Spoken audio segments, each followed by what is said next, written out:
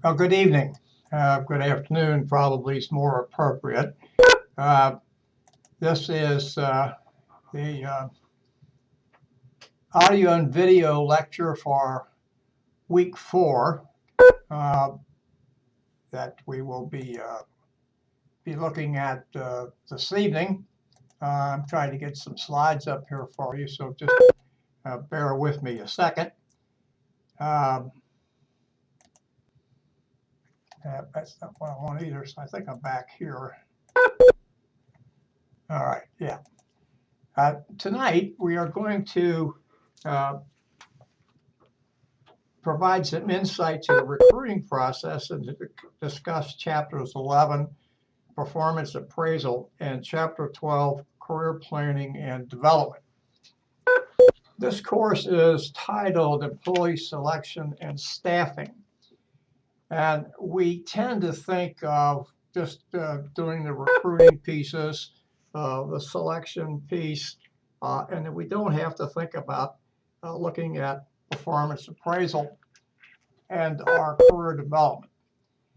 Performance appraisal has a lot to do with how we select people for promotion. So if you will, it is part of the selection process. It is not a part of the selection hiring process, but it is part of the selection process. And it's very important to pay attention to performance appraisal because the federal courts have deemed appraisals as a test. And if you remember, a test has to measure what it's supposed to measure, what it's designed to measure. So it's very important that we do a performance appraisal correctly and follow all of the necessary steps to make sure it's correct. We need to do that to assure we're doing what we're supposed to do, not to worry about whether or not we're going to be sued for a wrongful selection or discrimination or something else. Career development, career planning and career development also is a selection process. Most of the time we think of career planning and the subsequent development as being related to middle managers or upper managers, and that's probably true. However, everybody does not get selected to participate in career development. So again, this is part of a selection process. Now, this part of a selection process does not necessarily follow the same type of process that we use for selection and for performance appraisal. It's based a little bit differently, but we should have criteria developed to determine who is going to be selected and why, so that we are making wise decisions based upon objective criteria. So while I'm going to discuss career development tonight, career planning in some cases, but more extensively career development, I'm not going to really talk about specific procedures that ought to be in place to assure the career development is done based on objective measures. But rest assured that you really need to do those things because otherwise you cannot defend decisions that have been made. Again, we should look at this as making the best decisions we can based on the information that we have. And I have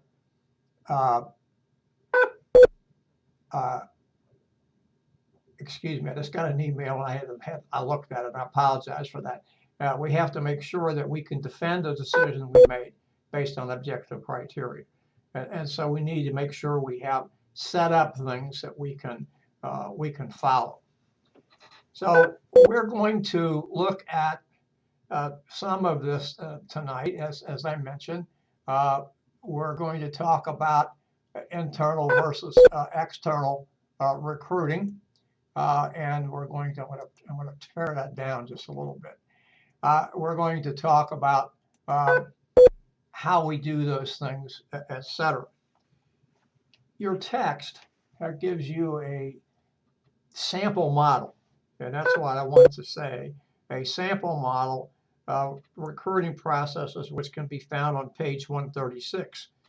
The model takes you through the steps of hiring a new employee, as well as alternative hiring practices that are available. Now, I want to stop here and mention to you that what it says here, that what I have taken from the text in compiling my notes, the steps of hiring a new employee. And I want to tell you that even though this is what the text says, the recruiting process stops when you have reached the number of applicants that you believe you need, the number of qualified applicants that you believe you need to have a good pool from which you can select the best of the best. There's nothing in the recruiting process whatsoever that is part of hiring other than making sure that you have an adequate pool of qualified applicants.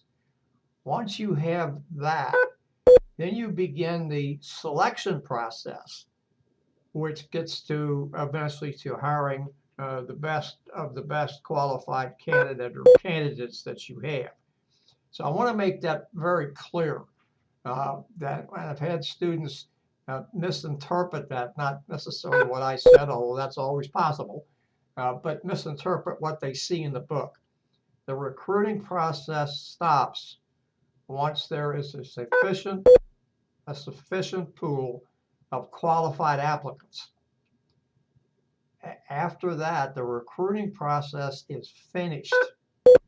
We then move to the selection process, which ultimately ends up in tendering an offer to someone to be hired to come on to be part of the company's workforce. So I want to make that pretty clear that even though some of this is said in the text, and I'm saying some of this, recruiting stops once the pool of qualified applicants has been determined. We need to, before we talked about recruiting talented employees or anything else, we need to determine our strategies. And excuse me, I'm not going to talk about strategies. I'm going to come back to that. I need to get to a different slide here. We actually begin in determining what we need to do by the human resource planning process, which is, in this instance, forecasting our needs. And forecasting needs can be immediate needs, which would probably be in the current quarter, and then future needs, which may extend out over a year or perhaps longer. Probably not longer than 2 years, and more likely no longer than 1, but sometimes it does go far of that. So what we do here in this human resource planning process is to inventory our current assets and to then determine what our current employment level is. And then notice that the next thing we get into a prediction phase, that's determining, and then look at what internal movement we may have. Now remember, the internal movement will include promotions, transfers, terminations, and retirements. I think I've covered all those bases. So that's part of all of it. And then we're going to look at, once we have that, we're going to predict, and we should be able to predict with fair assurance what our internal movement would be. Now, I'm talking internal movement, again, takes into the 4 categories that I mentioned, but here specifically, our internal movement when it comes to, pardon me, when it comes to transferring people to jobs and or promoting them into the next higher level. A transfer usually is considered as lateral. There's a possibility that it may not be, but for the most part, it's considered to be lateral. So while the duties may be different, the job I want to get this right, and the word just escaped me.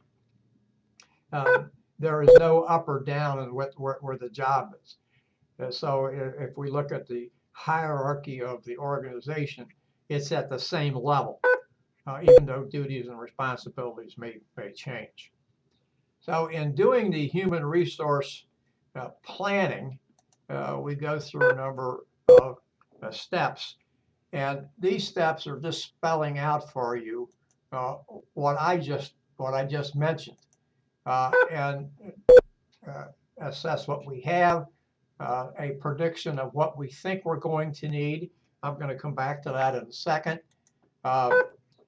And employee movement, which we also talked about. There's a number of steps here, which I'm not going to go over them. And then looking at outside our doors here and determining what we're going to need from the external environment. So these are the steps we go through. I've talked about each of these predictions, et cetera, employee movement, which we've talked about. And of course, this second bullet in employee movement here is, we know this, or we should know this, from our human resource information system. Most large companies have such a system where they keep track of skills, et cetera, and then make some other notes there about potential employee movement for retirement and things of that nature. Probably won't have any information there about terminations, although it could have, especially if an employee has received some type of warning. Of course, we won't know, for the most part, about people leaving for supposed greener pastures, but then we should have some indication of upward mobility and things of that nature. All right. So the assignment for this week, I'd like to go over this with you just for a second, is ask you to give an analysis of the major steps in the recruiting process. And what it does not do is it says, or what you should not do is just say, here's step one, here's step two, here's step three, et cetera. You choose to focus assignment on recruitment of new hires, or on alternative methods, or perhaps filling vacancies with internal assets. Now, you have to remember that once you do that, you're going to create a vacancy some other place. And so most likely, not always, that vacancy is going to be filled by someone from the outside. That not always, like I said, but most likely. You may, although you're not required, wish to compare the merits of hiring. Again, remember, we're not talking here about the hiring process. So let's change that from hiring, even though I've said that, from filling open positions from internal sources or other alternative methods, such as recruiting, normal recruiting, or filling those positions with contractors, temporary employees, or perhaps using overtime. Each of those has its pluses and minuses, and so you could look at those and determine what they are. Now, what we really want to do here for our purposes is to examine the new hire recruiting process. Now, I said hire, so what I'm talking here about is going through the external, for the most part, new person on the board, the external recruiting to bring in a sufficient number of applicants, qualified applicants, to then begin the selection process. What needs to be accomplished when we're doing external? Well, we need to think about doing advertising. We can do that through a number of mediums. Media. How do we reach the widest possible audience? If that's our goal, we want to get as many people as possible. or do we want to use a targeted approach, which means that we would not use newspapers or other types of things like Monster.com or Career Builder, or rather we would use a targeted approach, which would probably be something like specific journals, trade magazines, and things of that nature that do reach, that do reach a wide audience, but that audience is actually a narrow.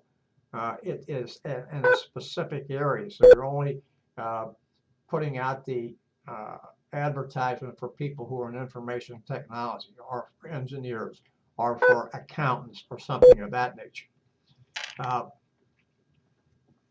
Additional advertising questions that you may want to use can be seen on page 145 in the text.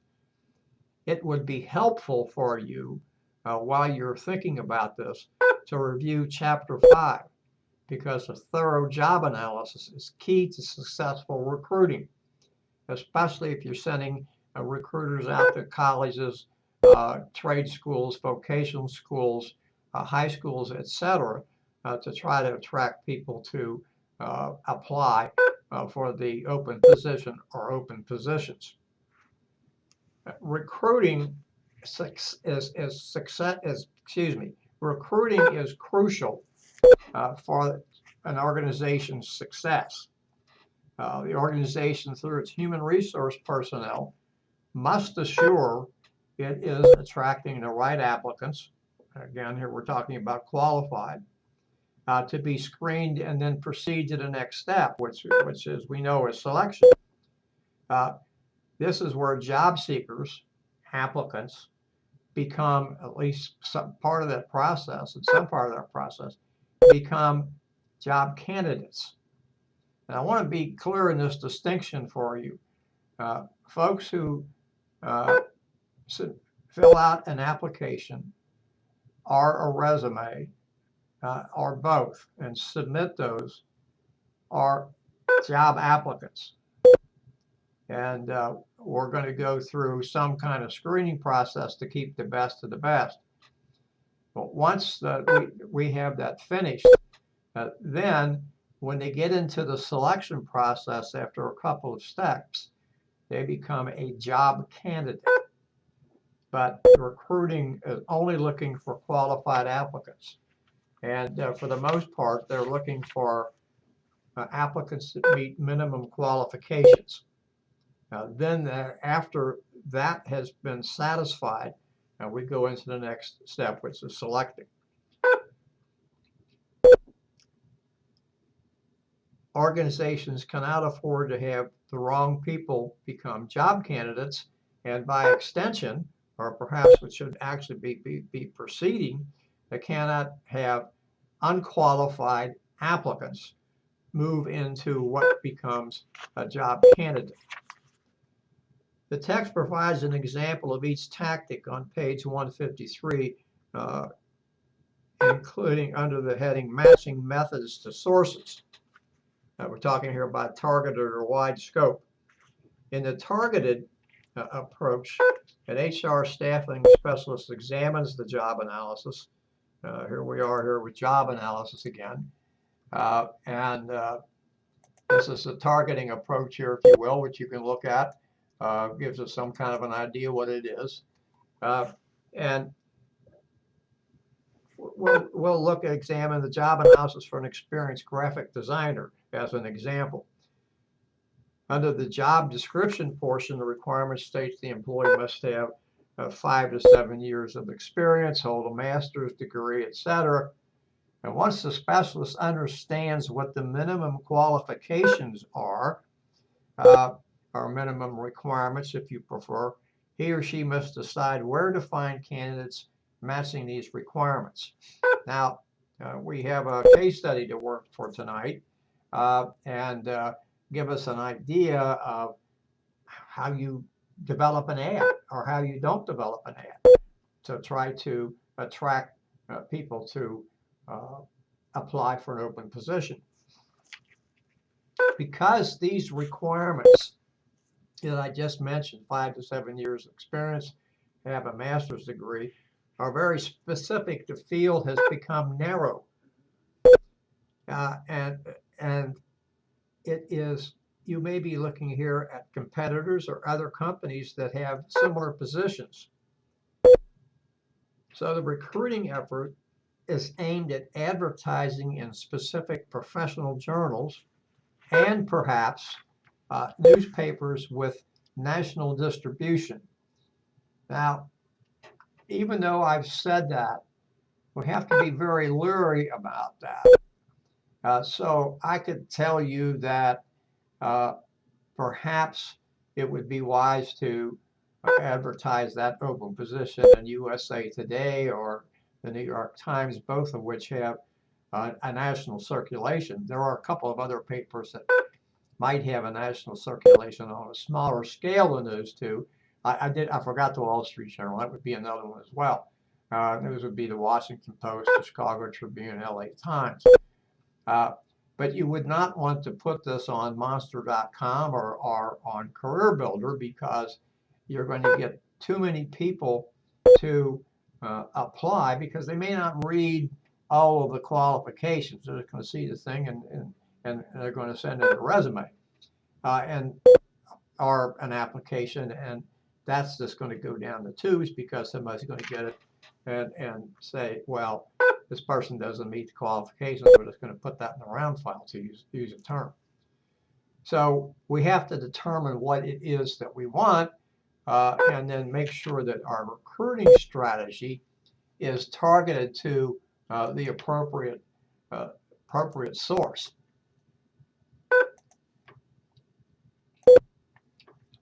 Well, I keep pulling up the wrong thing here. I apologize.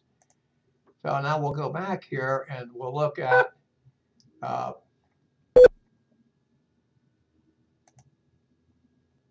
this broad scope, and it's much different than the targeted scope, as you can see. We want a lot of people with characteristics that we're going to use that. Don't worry about the bargain labor. It's just I take this from a different course. But when we need a lot of people to have the characteristics to succeed on the job, then we're going to look at putting our recruiting effort, if you will, into local newspapers and things of that nature. When you want as many applicants as possible, you're normally talking about people applying for entry-level positions. So depending upon the job requirements, your recruiters, besides posting this or submitting this to a newspaper for publication, your recruiters may be going out to colleges, depending upon the level of the job, or vocational schools or trade schools or community colleges or high schools, to try to find people. They may even go to trade associations where people gather, perhaps even to things like union halls if it's a union job, although for the most part that won't happen because the union itself would take care of that. In this strategy, the skills tend to be not as specific and are more generalized. Often these selected using this strategy receive on-the-job training. So we look at something here. I think we have one particular slide that may be of interest, or perhaps two. Talks here a little bit about the job search. We get some kind of an idea what it is, and we usually find that there are 3 people searching for jobs. Those that do not have a job, they finished their education or whatever it is that they've been doing. Now they want to enter the workforce. We also find people who are looking for a job who are not currently in the workforce. They could have been out for a period of time. They may only be a short time. They're unemployed. And then finally, we have people who are currently employed but are looking to change companies or change careers or something of that nature. Now, I want to point out here, we don't necessarily want to think of these people as being as having sour grapes where they are. They're just looking for a different opportunity. And we have to approach them on that basis until they tell us something different. This gives us an idea here a little bit of people who are new workforce entrants. They're graduates. They need to now find gainful employment so they can take care of themselves. It's time to move out of mother and dad's house. And then here are unemployed workers. These are folks, again, who have been out of the workforce for a while, and they now need to go back through in there and looking around for what's open and what qualifications are needed. Then they'll look for, and by the way, I have the wrong slide up here. I apologize for that. This is the new work. This is the unemployed workers, and what we need to look at here for them. And then workers who are currently employed, and again, we have some kind of an idea here and some kind of criteria for these people. They could be searching for something alternative. They might be searching for something that gives them a better quality of life outside of work. Notice that the slide here says that these folks may be open to new experiences, and that's certainly true if they're moving from one position to one position with a company to a different position. They have to be open to new experiences because that's what they're doing. And finally, these people are less prone to worry because, and we have to take this by extension, they already have a job, they've been successful in the job, and so they're not concerned about how well they're going to perform in a new job. Now, we've given you some information here, but I'd like to bring you some additional information on external and internal recruiting that I've gathered from the Henneman text that I have referred to upon occasion. I have some slides from Henneman, but I don't think they're necessarily going to help us more than what we've already talked about. A majority, 63% of 725 human resource professionals who were surveyed in 2007. Now that data is obviously dated. It's at least 7 years old, if not 8 years old. But I don't have any more current. Again, this came from Henneman, and that's what he and his colleagues who wrote the text are advocating and talking about. Stated developing internal talent was a top management priority. Now we can take this to say developing internal talent might mean middle management, upper level positions, but it can also mean taking somebody who's at an entry level and has shown certain qualities and characteristics, traits, skills, and ability that we're looking for, and so we need to develop that person, to groom that person, if you will, to move up into bigger and better things. Despite this imperative of what management said, the same survey showed that only a little over 25% of the organizations had a formal internal development strategy. So, and we're going to talk about development a little bit later on here this evening. And only 13.8, almost 14% of small businesses had this type of strategy. So it's almost a dichotomy here where these human resource management professionals are saying, yeah, this is a priority for organizations, but at the same time, only in the large corporations, only a little over 25% of them had this type of development program, and only a little over half of small businesses had that. And of course, that's very important for small businesses because they need to look at management. People have the ability to take over and perhaps become a potential person to whom the small business can be sold. assuming children don't want it, which is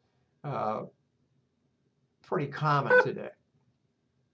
Organizations use several internal recruiting approaches, closed and open and hybrid. Now we're going to discuss closed and open. We're not going to discuss hybrid. A closed system, the manager notifies HR that he or she has a vacancy. HR goes through their human resource information system and finds suitable candidates. Obviously, they're going to be qualified. HR then provides that list to the manager. The manager conducts interviews, and then he or she makes a selection. The open system uses the following steps. The manager again notifies HR of the vacancy. And in this case, HR posts a job vacancy, either in the company's internal intranet, or posts on bulletin boards, or does a combination of those. Interested candidates now, instead of HR getting a list and sending it to the manager, interested candidates place a bid on the job. That's what's known as a bid, and that they send their bids to HR. HR then screens the candidates to make sure that they're qualified and provides a list of those qualified to the manager. And the same next two steps are the same. The manager conducts the interviews, and then he or she makes a selection. Now let's look at these techniques in the guise of open or closed. And I think I can get this for you from Henneman here. I'm not sure you're going to be able to see it, so I'm going to make sure that I'm reading some of it. Here we go. All right. The open system, the advantages of the open system are that it identifies more candidates, including candidates who may have been overlooked at the beginning, simply because these people are able to post a bid.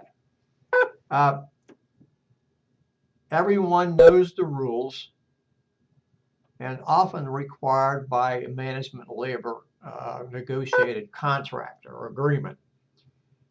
It is best used when there are concerns about fairness and, interestingly enough, the discovery of hidden talent, because here we have the ability to have as many people interested as to apply, and then of course HR is going to do some screening, because people apply but they may not meet the criteria even though they think they do, et cetera, et cetera. The closed its advantages are it's less costly, and you have a quicker response time, because everybody and their brother and sister doesn't get to apply in this scenario. It's best used when managers need to fill a position quickly, and the jobs have narrow ranges of KSAOS, knowledge, skills, ability, and other characteristics. Organizations using an internal recruiting system must be aware of potential legal issues, such as complying with EEO, Equal Employment Opportunity, and affirmative action regulations. Remember, affirmative action is a requirement for any organization that has a government contract. Bona fide seniority systems and the glass ceiling. Seniority systems often have an adverse impact on women and minorities, even when there is no intention to discriminate. It's important to know that there is no law that defines seniority. However, any system, pardon me, that bases employment decisions such as promotion, training, development on length of service is considered to have a seniority system. Current interpretation is that any seniority system that does not have a discriminatory intent, please pay attention to that, does not have a discriminatory intent, will likely be considered as bona fide even if it causes adverse impact. I know that some of you may not like that statement, and it's a little difficult for me to pass that on to you.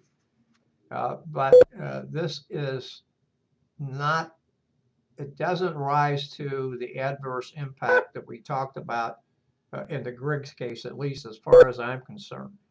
Although I can tell you companies would be advised to examine their seniority system to make sure they're not discriminatory.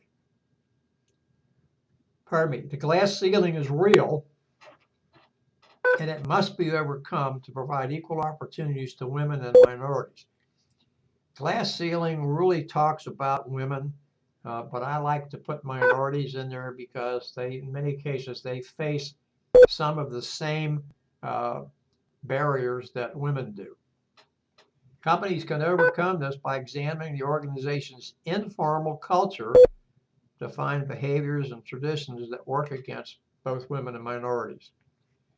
Ensure that diversity, or inclusion is a better term, of women and minorities in senior positions is key for success, and ensure that this initiative is communicated to all employees by senior executives. Ensure that line managers are held accountable for promotion of women and minorities by incorporating it in performance goals. Now, I want to be careful here to point out, this does not mean quotas. This just means looking out and making sure that women and minorities are considered. And if they're considered, there are better chances of them being selected for promotion. Educate women and minorities in career development. Use successful women and minorities as role models. Evaluate wage differences. Measure turnover rates of women and minorities against those of men, would be men of the majority class, meaning white males. Find out via exit interviews why women and minorities leave. I'm going to try to get another slide up here for you from Henneman about external recruiting. That's not the slide I want.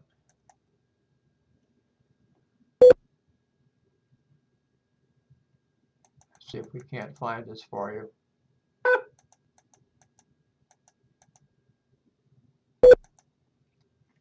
I'm not going to find what I want, so I'm going to take that off. The Uniform Guidelines on Employee Selection Procedures. This is published by the Equal Employment Opportunity Commission. The term applicant depends upon the user's recruitment and selection procedures. Now we're talking about external recruitment here. The concept of applicant extends to anyone who expresses interest in being considered for employment. That includes completing an application or making an oral declination. Declination. I think that really should be declaration. Declination means something different. I apologize for that. Since organizations are required to keep applicants' records, it's best to clearly state that only written applications will be considered. And it's important to note, this policy was set forth prior to electronic applications, but it is still in force. So you really have to pay attention here, because if somebody submits an application to you via email, that person may consider that to be a written application. And so, if you are not going to do that, you're not going to accept that, then you must inform applicants about the written policy, require applicants to indicate the position for which he or she they are applying, and have written qualifications for each position. Another reason to have job description and its two major pieces that go along with that job description and job specification. I think I may have said job description twice. Pardon me, so I mean job analysis. Establish a deadline for accepting applications. So you can say we will accept applications. Again, remember we're talking about written applications. We will receive written applications postmarked no later than 11 a.m. on whatever date you want to make that. 11 a.m. is just an arbitrary figure I picked out of the air. You could make it 6 o'clock. Return all unsolicited applications via the United States postal system. Individuals must meet the following criteria to be considered an internet applicant. The individual submits an expression of interest in employment via the internet or some related electronic means. The employer considers the applicant. That's key. Individual's expression of interest indicates that he or she possesses the minimum job qualifications. And this next is key as well. At no point in the selection process prior to receiving an offer, job offer, does the individual remove him or herself from further consideration or otherwise indicate that he or she is no longer interested. Be careful using social media to access private information about applicants. We just really like to use social media and don't realize the issues that it can crop up from doing that. Social networks often lack diversity, creating a potential for adverse impact. Information may be inaccurate or it can be planted. We know that happens. If you're going to use social networks, let the applicant know and state how he or she will be able to access. In general, avoid early screening, gather job-related information only, KSAOS information. Prohibit hiring managers from accessing and evaluating social media information about an applicant. Gather and evaluate social media information late in the selecting process. Now here we're past recruiting, we're talking about selecting process, but these are external applicants. So equal employment opportunity related information about applicants is already known. Conduct a social media review only for finalists as part of a formal background check. Now, I want to add one thing to that, to all these 4 criteria that I've just mentioned. And that is if you're going to check an applicant's social media, or you're going to use social media to check on an applicant, you need to tell the applicant you're going to do that. This gets you out of any kind of a jackpot. The individual understands that you're going to do it, and he or she may have the opportunity to tell you, there's something posted on there I've not been able to get rid of, but it's inaccurate. Somebody's after me. They're putting poison pen notes out, et cetera, et cetera. I'm very leery about using social media because as long as it's open, people are free to post. And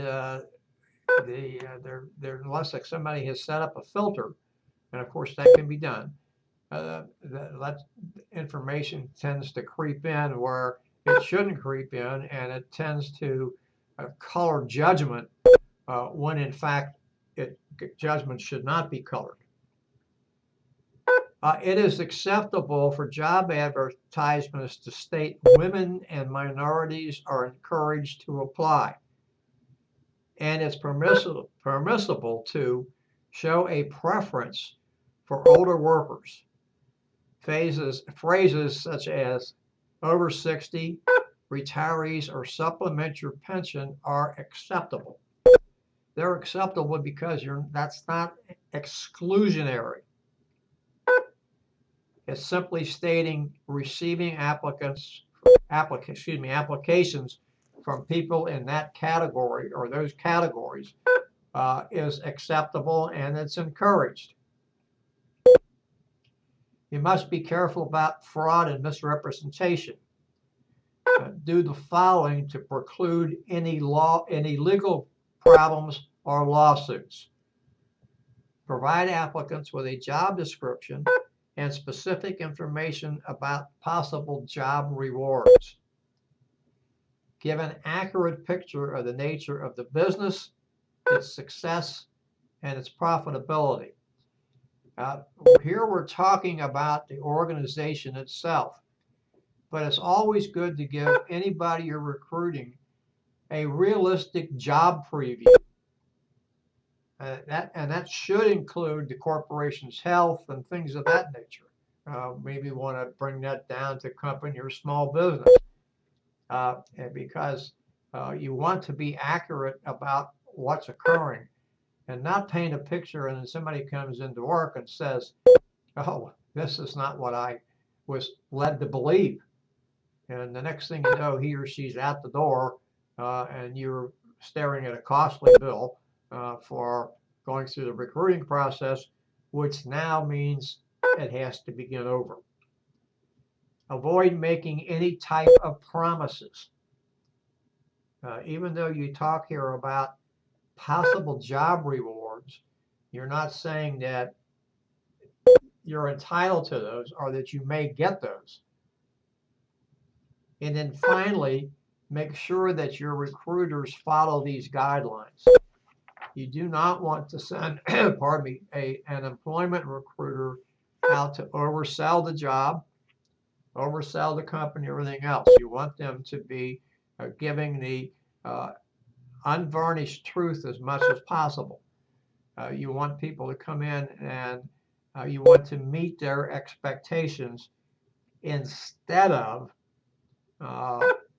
not meeting their expectations and causing an exodus shortly after being hired. Now, of course, I've moved from recruiting to hired, but we need to do that in this case about realistic job previews. You want to tell the people what they can expect and then how they're going to be able to move on. We have reached 5:20.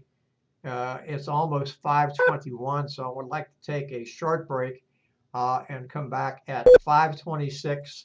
We'll get into performance appraisal, and then following that, we'll also talk about career planning and development. Thank you.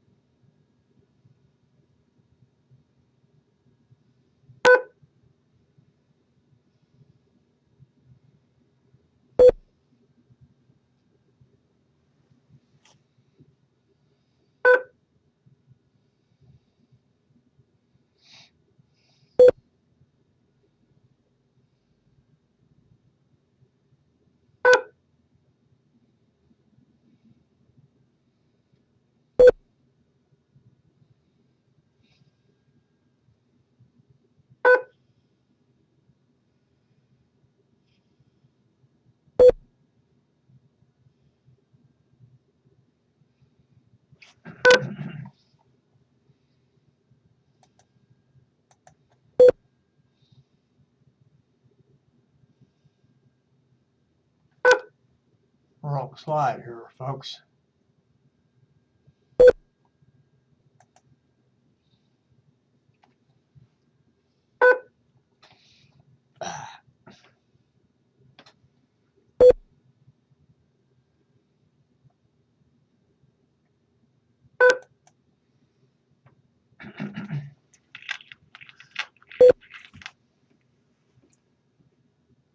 Okay, it's 5:26, and we are ready to move into Chapter 11, performance appraisals or employee appraisals. This is an important aspect of selecting a current employee for promotion consideration, as well as using it as a tool for organization staffing. A list of performance appraisal uses can be found on page 231. Performance appraisals are an important piece of an organization's strategic human resource planning initiatives. Most organizations use some type of a formal appraisal system, although these systems do have many critics. Foremost among them was the late Dr. W. Edwards Deming, who is the father of total quality management. Well, while we're thinking about this, we need to look at what performance is. And performance simply is an indication of the type of contribution that the employee makes to the organization of which he or she is a member of workforce. And then performance is somehow measured.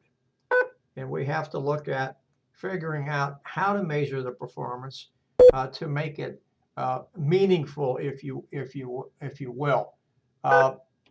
Now, what do I want to say about this is this goes back to what we've talked about before in the Griggs case and other things is people should be people should be appraised, or their performance should be appraised based upon their contributions and measured against published standards, nothing else.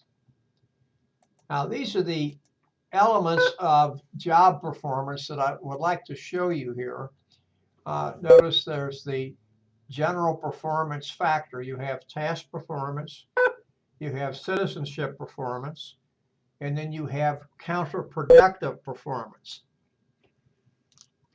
Now, I will probably repeat what I'm about to say as we go through this, but it's important.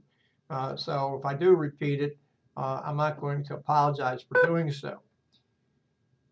You do evaluate a person on his or her tasks. Those tasks are enumerated in the job analysis, job description. So here's task performance, and then there's some variables that go in there, procedures, skill, and knowledge. And then you also have a rating, or is usually part of a rating system of citizenship performance. And that simply is how well this person interacts in the organization and does things that need to be done, et cetera, et cetera. And then, of course, you have counterproductive performance, which we all understand what that is. This is task performance here. Notice the slide there said it is the most obvious contribution to the organization. And notice at the end, it talks about employees make significant contributions when they have the requisite skills, knowledge, abilities, etc.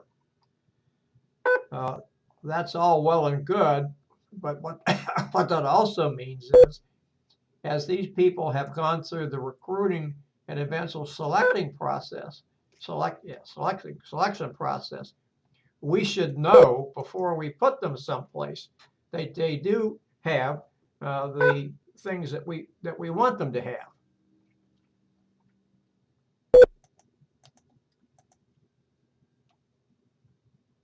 This particular slide talks about citizenship performance that I've discussed before. What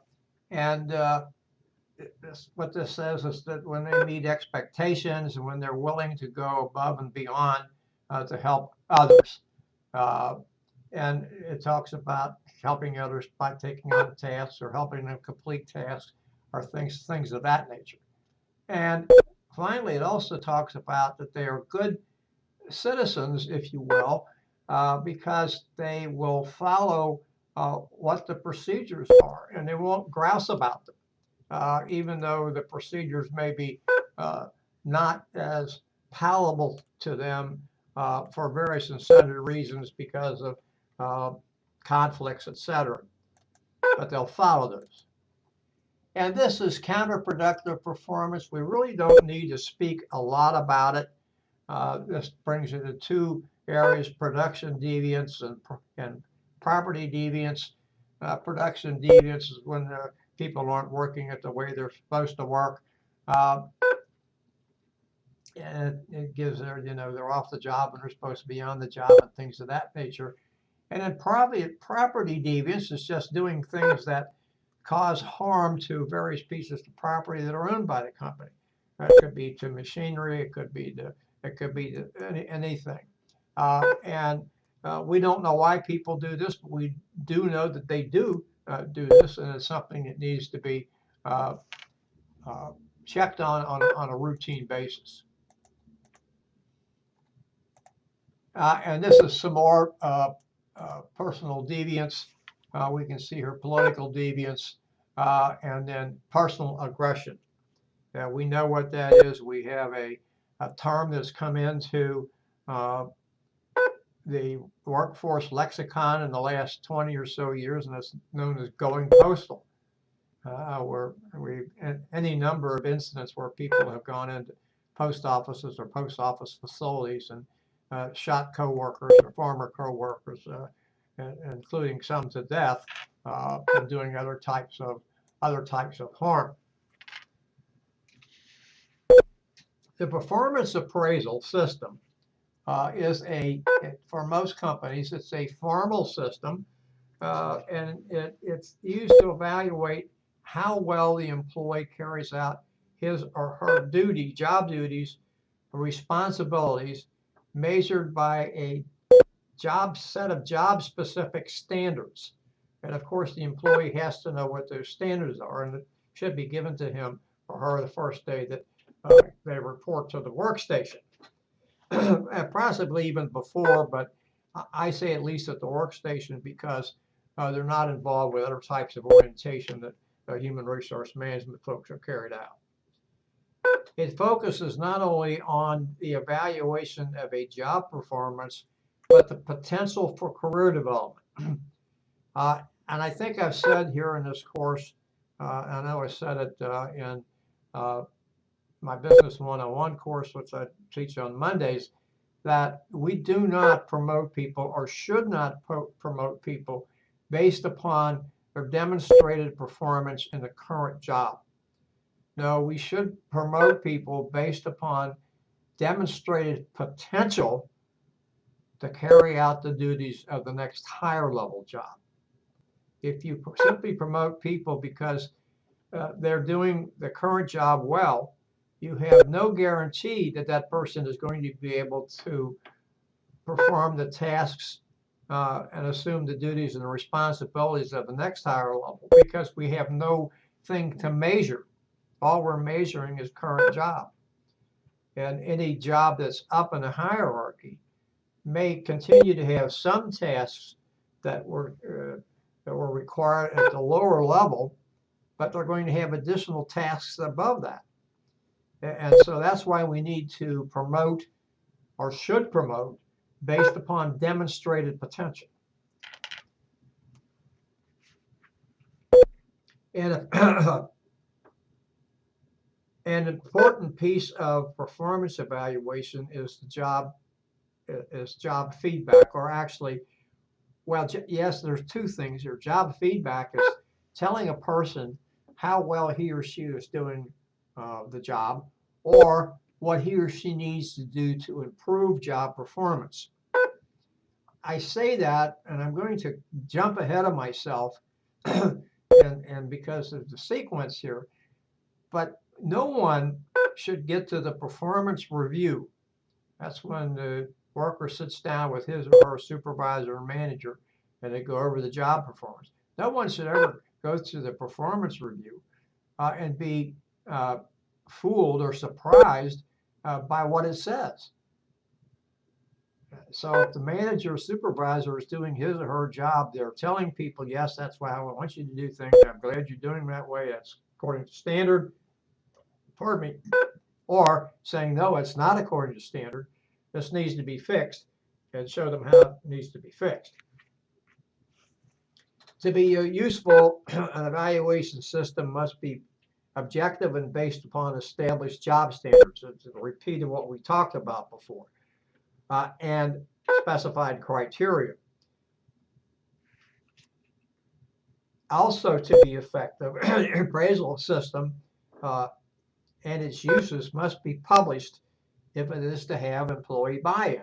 So the employees have to know why we're using this appraisal system, not necessarily for each individual, but what the purposes of the overall performance appraisal system are.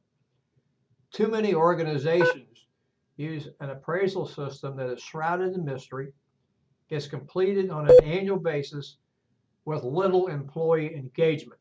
Now, that engagement means, as I talked about before, a manager or supervisor complimenting a person on what he or she has done well, and giving corrective feedback on what is not being performed well, and then showing them how that's to be done. And then sitting down, pardon me, after the performance appraisal has been completed, and going over it with the employee. Now, I'm going to spend a little bit more time on that later, but that's what has to be done. Organizations use a number of appraisal systems, and we're going to talk about a few. I have a slide here that I want to bring up for you.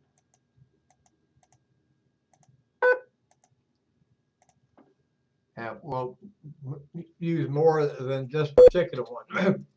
And we're going to go through some. And the first one that I'm going to talk about is the graphic rating system, graphic rating scale. It is the most common. It provides a numerical rating for each employee on a number of different areas. It talks about quality and quantity of output, cooperation, et cetera, et cetera. Now, we're going to give you next an idea of what a graphic rating scale looks like. And you notice here it's quality of work, quantity, timeliness, cooperation, innovation. And here's how people are rated on a scale of 1 to 5, 1 being low or unsatisfactory, number 5 being outstanding.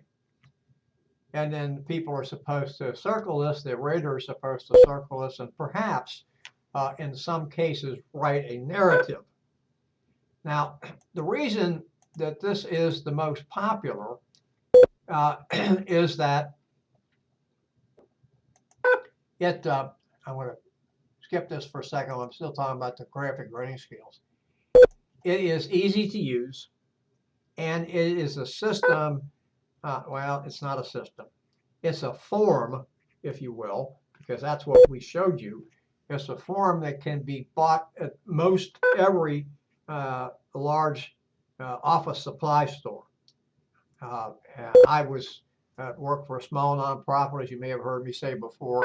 We used that system, and I went to Staples or Office Max or Office Depot or someplace like that and bought those off the shelf. Probably it was not the most efficient. It probably was not the best. It was just something that worked for us. Now, even though it is not as good as it ought to be, courts have held that they can be used, and there's no problem with them as long as they're as accurate as possible. But as you noticed, and let me go back to this a second, as you noticed, there are not any particular ways to be objective about this. What does quality of work mean? That's really kind of a nebulous criteria there.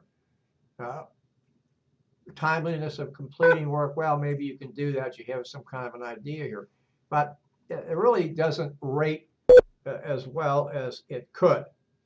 And notice these factors are all predetermined. You know, I've said you can buy this off the shelf. 5-point scale is most common, as we've seen here. Several advantages, common set of standard measurement. They're easy to use and take minimal time to complete. And because scores are standard, they're easy to compute. The disadvantages of this system, performance factors may not apply to all employees. Raters are prone to error. Some measurements refer to personality. The system is prone to subjectivity, and raters are prone to central tendency error. That is, giving employees ratings in the middle of the scale. Now, here are some other ones that we're talking about here. This is forced ranking. Pardon me. This is forced ranking. And here a rater is required to rank all employees. Now here the scenario they give here, an office manager has to rate each of the secretaries in order from best performer to worst performer. Now supposedly the forced rating eliminates central tendency, and there is some guidance provided in helping organizations mete out promotions and salary increases. There is another one. I don't think that we have it here, but I'm going to move down. I'm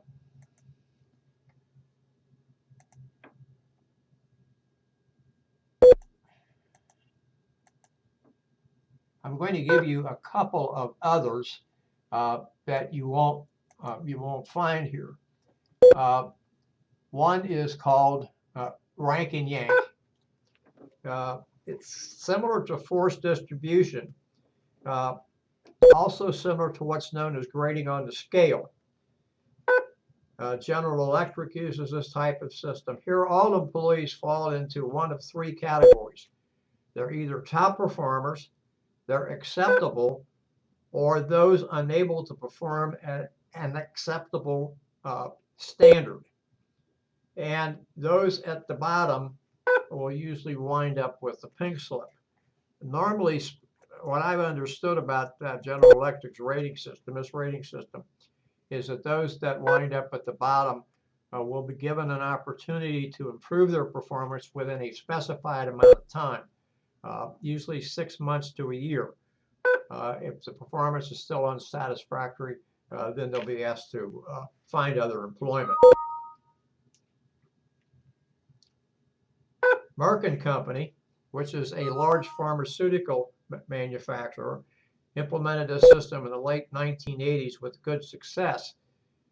Merck embraced the system after discovering that 80% of its employees fell into the top performer category.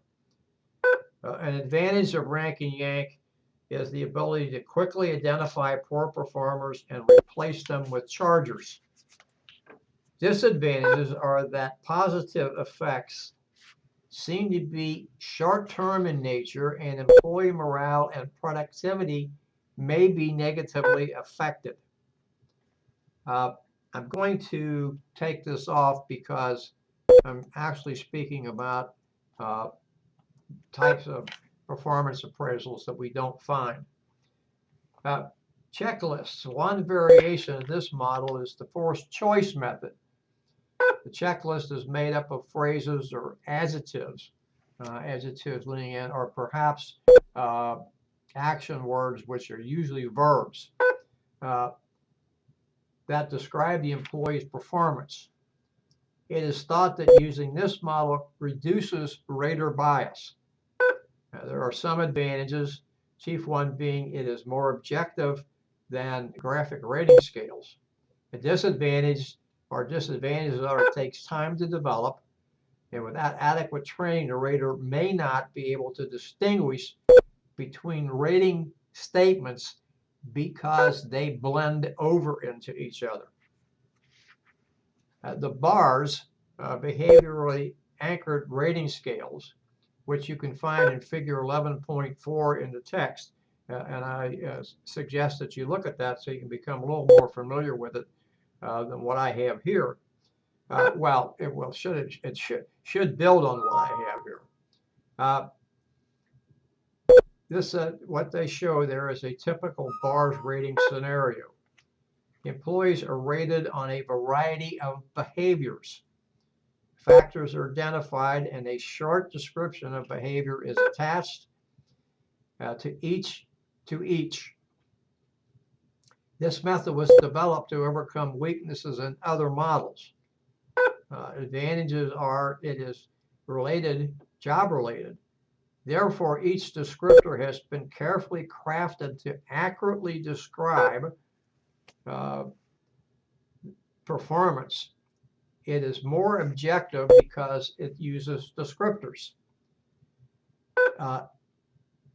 It is, however, expensive to develop. You do not buy something like this off the shelf. A large company would have a special person develop this, an industrial psychologist, and it's time consuming and professional assistance is required, and there is no data showing its superiority to other models despite claims, and bias is not completely eliminated because judgment is still required. Behavioral observation scales, or BOS, B-O-S.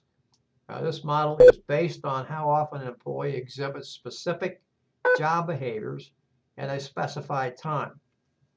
This system aims to reduce rater subjectivity. Raters like them, as the advantages here, like them, and the rated employees report greater satisfaction when this model is used. But of course, it has its disadvantages. Researchers question whether or not objectivity is actually attained, and that the advantages claimed were not consistent across all organizations that use them. John Ivancovich, I referenced him several times in this course from his 2004 text, Human Resource Management, 9th edition, states that BARS and BOS appraisal models were developed on the basis of removing subjectivity as much as possible.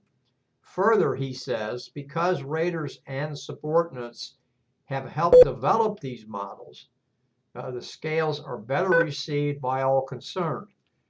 If that's true, yes, that's okay. In other words, what I'm saying is you just don't have the industrial psychologist sitting at his or her desk developing this thing without input. Another benefit of these models is that they force the rater to focus on critical elements of the job. This is a crucial aspect, and it helps the rater to focus on what he or she is supposed to be focusing on. That is specifics when conducting performance evaluation feedback sessions. Any performance appraisal is only as good as the rater who completes it. And of course, the rater needs to be trained to avoid common pitfalls or errors we often see in ratings. And we'll get some of these up here so we can look at those. I'm going to come back to one rating too. We'll try to look at some of our particular errors here, which I'm not finding. I can go over these, but I want to, oh yeah, here we go.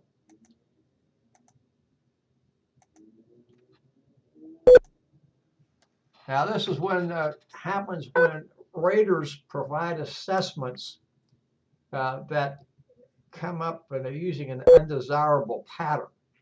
But notice the common error is the central tendency.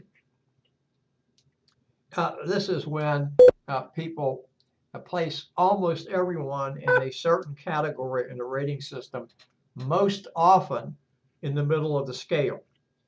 I would give you an example of this. When I was in the Army toward the end of my career, we came up with a new rating system.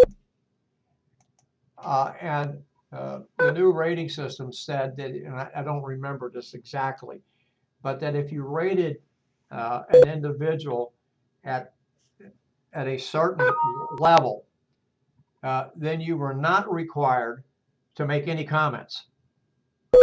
So if you rated that person, I don't remember what the adjective was used, as satisfactory or something of that nature, it was okay. If you rated a person superior or marginal, you had to make comments. Now, when I did ratings and I would use that central area, I always provided comments because I thought I had to justify my rating. And when I talked to the soldier that I was rating, I wanted him to understand or her to understand what I was doing and why I was doing it. But you weren't required. And I reviewed a number of them due to my position and found out that people did that because they were able to not make any comments. So we have to be careful about that and do whatever we can to eliminate that. These are some other problems of the central tendency, which I just gave you. And then we also have general impression errors, excuse me. And what this actually means here is that over a period of time in the rating, the rater sees a number of behaviors and forms an overall judgment based upon what he or she observes instead of over the entire period. So this is called a halo. The rater gives an equally high rating on all job factors where the employee really rates high in just one or so. At the opposite end is called horns, which we don't have to explain anymore. Then the next one we have is one that's called recency error. And this is where a rater sees the employee doing something that is either good or bad at a specific time, and it often happens very close to the end of a rating period. And the rater uses that particular incident to color the entire rating, either high or low, based upon one incident.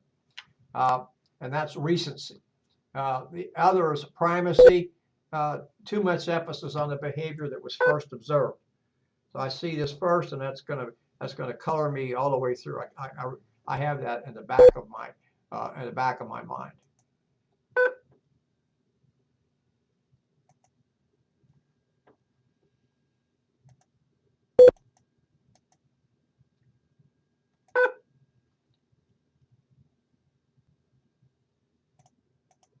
Organizations that use narrative ratings, which is often seen with the graphic rating scale,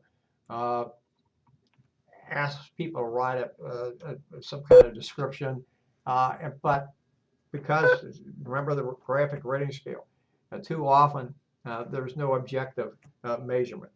And so it's very, very difficult to overcome. We also have leniency or strictness. Obviously, that shows what it can. Leniency, undeserved high ratings. Strictness is doing ratings that are undeserved based on a person being overly strict. Now, these rater errors can be overcome with with training. And most organizations do need to do this because otherwise we're going to have issues. So training is needed. That helps both with reliability and validity. And of course, what you're doing here with any a performance appraisal, which courts have ruled is a test. You want them to be reliable and valid. Valid meaning that they're measuring what they're supposed to measure against published standards, and reliable that they'll produce consistent results time after time after time after time. Few, if any, performance appraisal methods have undergone statistical analysis to assure measurement accuracy. It's important that a job analysis is used. We've mentioned this before when initiating any performance appraisal. Of course, you want to have the job description there along with it. To be reliable, a test must yield consistent results all over time. Reliability. To achieve reliability, performance appraisals must use objective standards and measurements. Otherwise, the report that is rendered is meaningless. A final piece of the performance appraisal is the feedback session.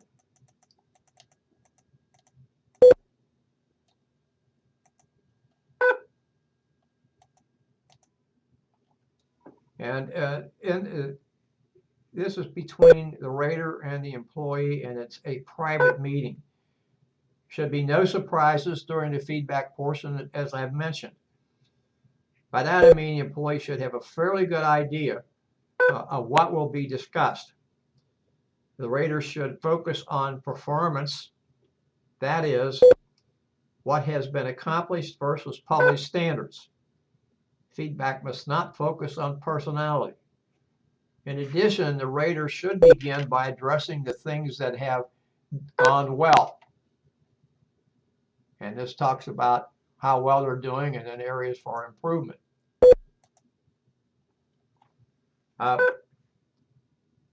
When speaking about areas needing improvement, the rater should point out what the deficiencies are and give advice as to correct performance. The feedback should be conducted in private, as I mentioned, and in as positive manner as possible. Finally, the rater should not be seen as being judgmental. Rather, he should be viewed as a person who can and will provide necessary input to help performance. That comes mostly from my friend Ivancevich. And this gives you an idea of conducting performance appraisals, and then make sure that you give the biggest thing here, is besides what I've talked about, is giving the employee an opportunity to respond. That is very, very critical. And then this just shows you a wiring diagram, if you will, of effects of positive and negative feedback. Positive, person's going to go up, motivation is going to be increased, hopefully. And then if it's negative, you're probably not going to have, even though it says down here, negative perception of personal capability. Well, if they think you can, it may increase performance, but no, it's probably going to decrease performance. I can tell you that negative feedback only gets negative results, and you cannot expect somebody to improve his or her job performance if they consistently get negative feedback, and it's very difficult to move forward from that position. Now we're going to spend a few minutes on a career development, and I don't have any particular slides for this, so we're going to talk about what I have.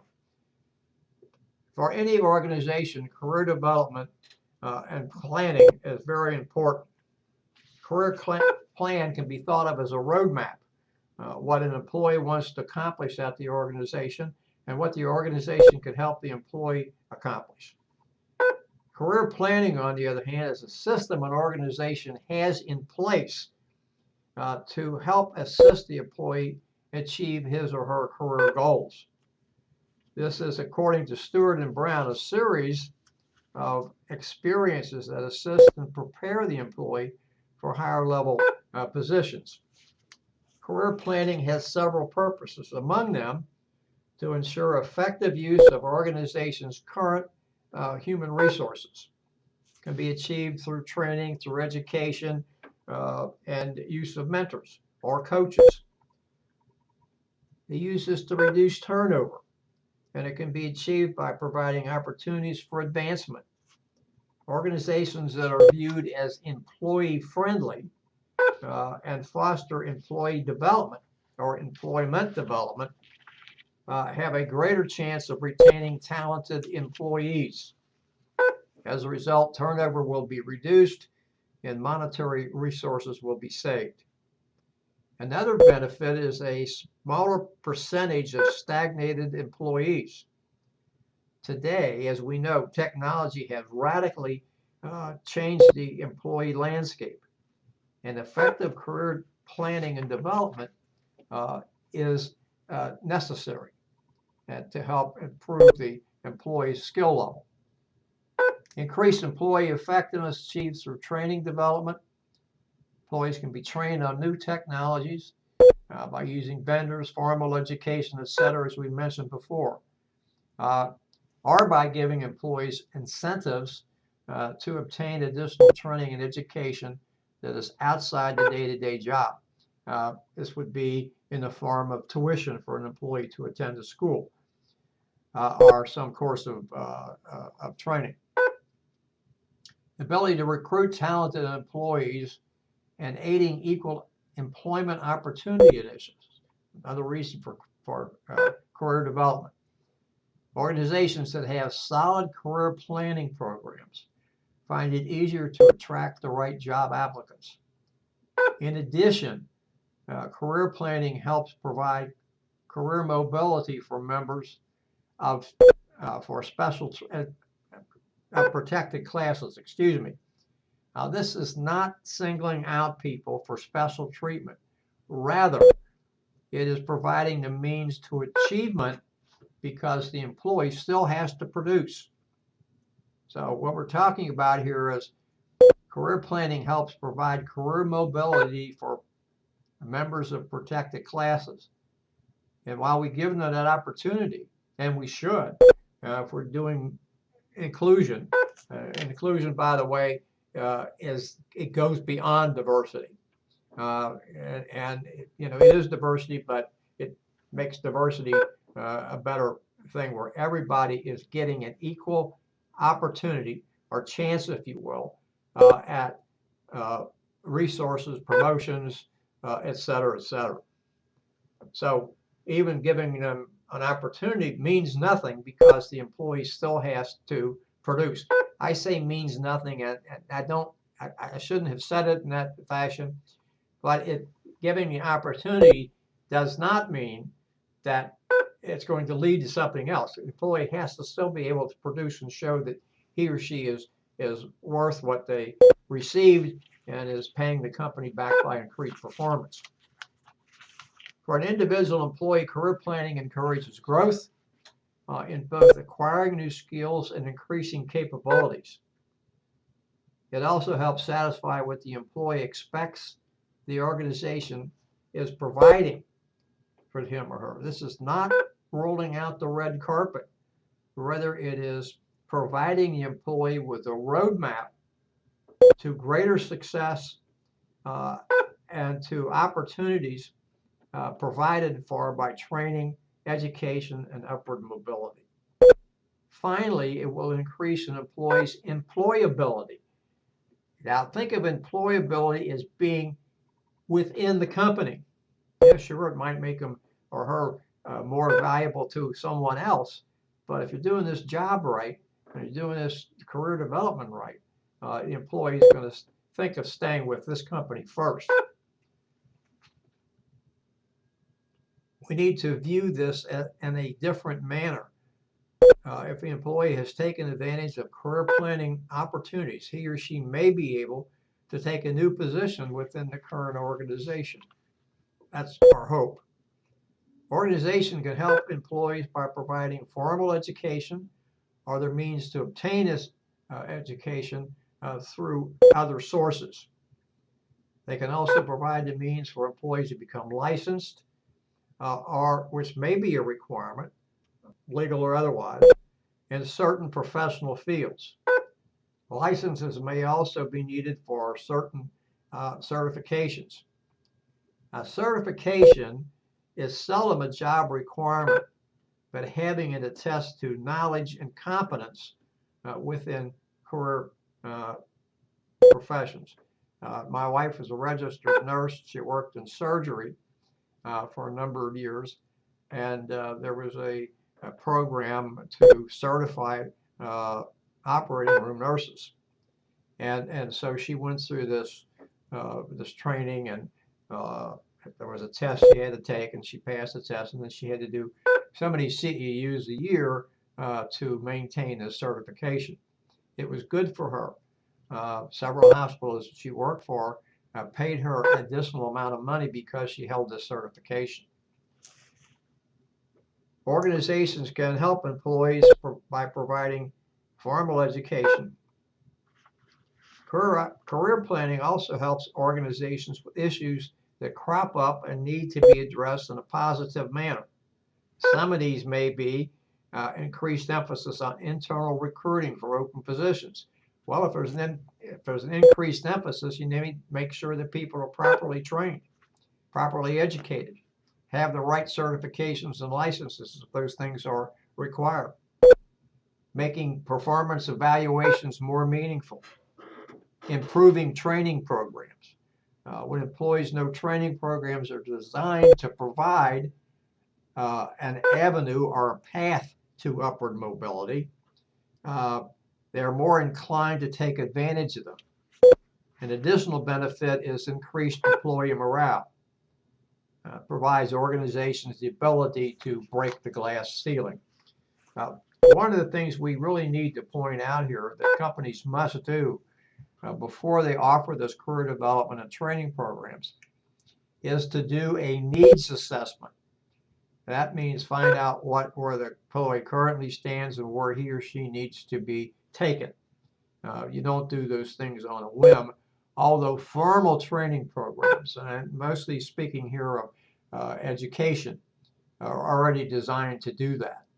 But it's always good to know where the employee is and then where he or she needs to go, and this can be done with a needs analysis. Many downsides to not having a career planning program. Among them are increased recruiting costs due to employee turnover, poor morale and misuse of employee talents, lack of employee progression, and poor promotion decisions, which may be based on politics and cronyism, or which may be based. Organizations are prone to discrimination charges when they don't have that. Career paths are one of the tools available for organizations to use in career planning. They're usually considered to be traditional, network, or dual, and dual. And you can see figure 12.1 on page 270. Traditional is pretty easy to visualize. Employee moves through a series of vertical steps, progressing from entry level to managerial and perhaps higher. Advantage with this method is that the employee knows exactly what he or she needs to accomplish to move up the ladder.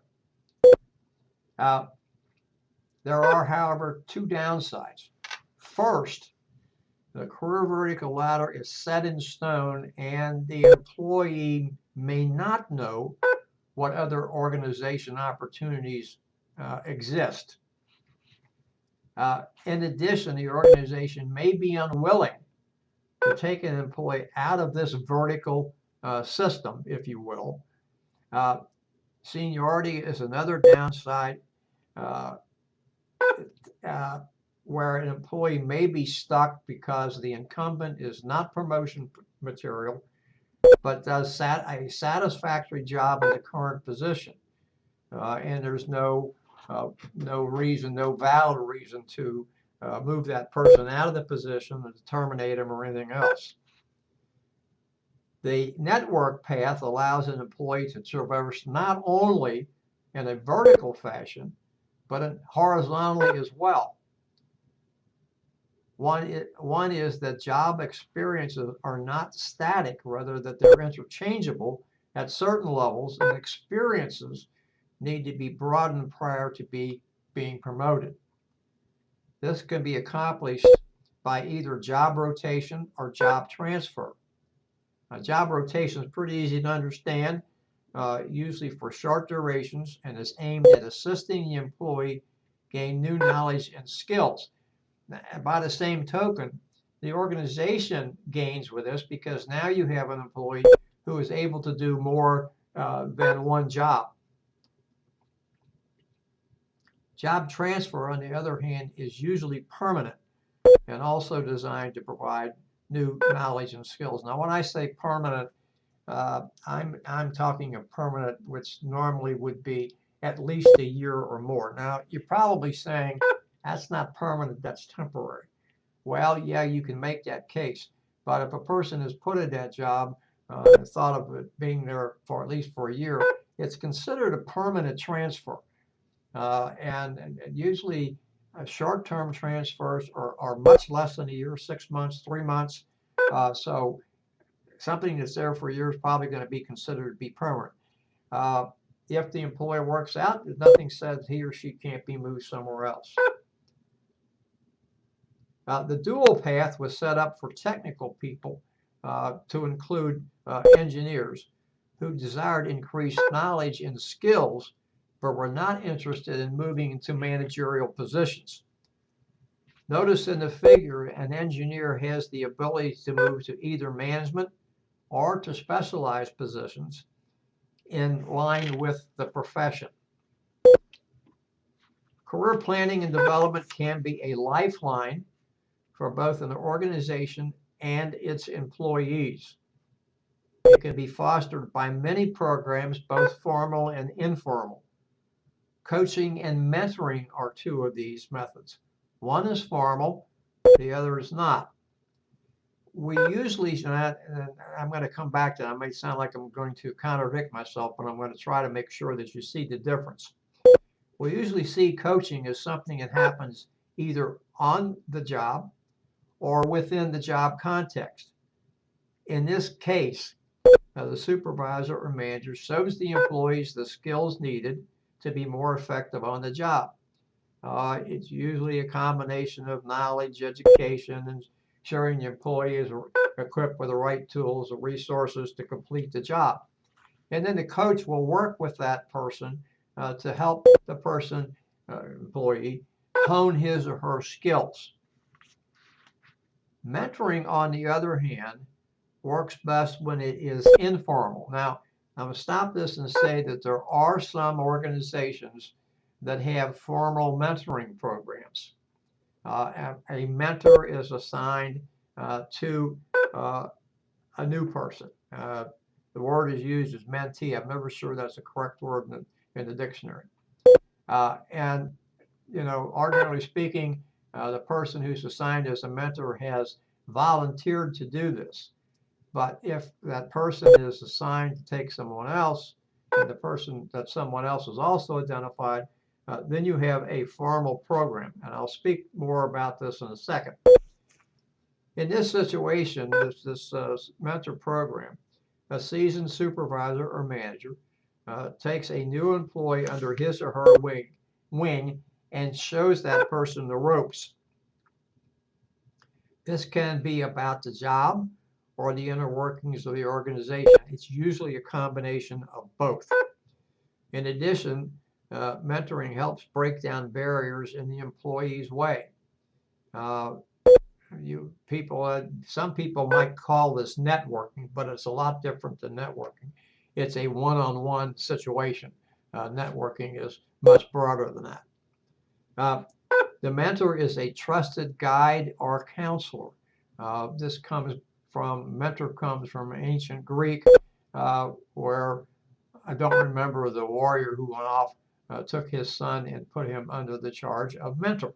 And mentor was to guide the son and help him along the way, trusted friend and counselor. Some organizations do have a formal mentoring program, as I've mentioned. Formal program is exactly what it says, that it assigns, as I mentioned before, a seasoned employee to a new one. The problem with this method is that the chemistry between the two, between the seasoned employee and the new employee, may not develop. With the informal method, the seasoned employee chooses a new person to mentor, and both have the ability to say this relationship does not work, and frees both to look for other possibilities. To work best, there should be a pool of employees who are willing to become mentors. They are then free to choose a person they wish to mentor. Some type of mentor training program should be developed, but to be successful, it should have broad outlines and not be overly specific. I'll give you an incident or an instance of a formal program, and this was told to me by my faculty advisor when I was working on my postgraduate degree. He was newly had just graduated, I think, from the University of Texas. He was a Texan. I think he went to the University of Texas, and had just graduated, and was in his first teaching job, as I remember, as the story goes. And he said this fella called him on the phone one evening, introduced himself, and said, "I'm your mentor. If you need any help, let me know." Click. He said, "I never saw the guy again." So here was a case of a formal mentorship program was assigned because maybe he or she signed up to be a mentor. More likely, they were singled out to be a mentor. He was singled out to be a mentor, and so was just carrying out what he was supposed to do, which was not too much. Regardless of the method or methods used, it behooves an organization to plan an employee's career and ensure he or she is developed to become an outstanding human resource asset. Well, we have completed what I want to go through tonight, and we have asked you to complete assignment 4 listed on the syllabus, prepare an analysis of the major steps in the recruiting process, and then to read the 2 cases for forum discussion, federal court case posted, and then the other one. Federal court case was an interesting case that took place in the city of Warren, Michigan, located outside Detroit. And then we're looking at what they did and whether or not. So you're asked to answer how you thought the Sixth Circuit Court ruled in this case. What basis did the court use to reach its decision? And review the text, I suggest, to determine if you can find the same legal premise the court used, or what legal premise did the court reject. What human resource implications do you see in this particular case? And then, of course, we also have another case. I believe it's the problem ad. Read the case and then answer the questions posed.